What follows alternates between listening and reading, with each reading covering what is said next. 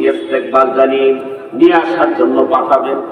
চারজন ফেরেশতা, হযরত জিবরাইল আলাইহিস সালাতুস সালাম, হযরত আজরাইল আলাইহিস সালাতুস সালাম, হযরত মিকাইল আলাইহিস সালাতুস সালাম, হযরত ইসরাফিল আলাইহিস সালাতুস সালাম, এই চারজন ফেরেশতাকে আল্লাহ পাক নবীজিকে ইস্তেকবাল জানিয়ে রওজা মুবারক থেকে নিয়ে আসার জন্য পাঠাবেন।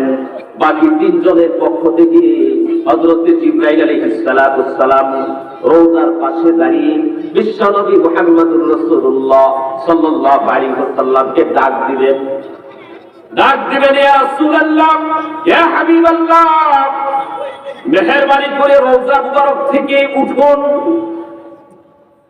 জিবরাইল আলাইহিস সালাতুস সালাম ডাক দেওয়ার সাথে সাথে বিশ্বনবী মুহাম্মদুর রাসূলুল্লাহ সাল্লাল্লাহু আলাইহি ওয়াসাল্লাম রওজা মুবারক থেকে উঠতে থাকবেন।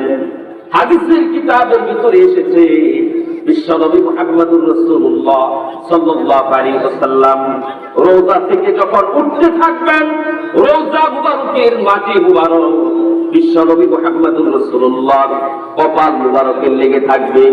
নবীজি রওজা থেকে উঠতে থাকবেন আর কপাল মুবারক থেকে মাটি মুবারক উঠতে থাকবেন আর বলতে থাকবেন, ইয়া জিবরাইল আইযা উম্মতি, ওরে জিবরাইল আগে বলো আমার উম্মতের খবর কি।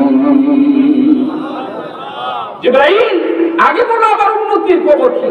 নবী করিম সাল্লাল্লাহু আলাইহি ওয়াসাল্লাম উঠতে থাকবেন রওজা থেকে আর সর্বপ্রথম এই কথাটা বলবেন, ইয়া জিবরাইল আইনা উম্মতি, আমার উম্মত কোথায়, আমার উম্মতের খবর কি, আমার উম্মত দিকে দেখতেছি না ব্যাপার। তাহলে কি আমার উম্মত জাহান্নামী হয়ে গেল নাকি? ও জিবরাইল, আমার উম্মত কোথায়? তোমরা চারজন এসেছ, আমার উম্মতরা তোরা আসলো না, ব্যাপার কি? হযরত জিবরাইল বলবেন, ইয়া রাসূলুল্লাহ, ইয়া হাবিবাল্লাহ, সারাটা জিন্দেগি উম্মতের জন্য কেঁদেছেন, মৃত্যুর সময় উম্মতের জন্য কেঁদেছেন, এখন হাসরের ময়দানে উঠবেন, রওজা থেকে আপনাকে জাগ্রত করা হচ্ছে, এখনো বুঝি উম্মতের কথা বলেন না?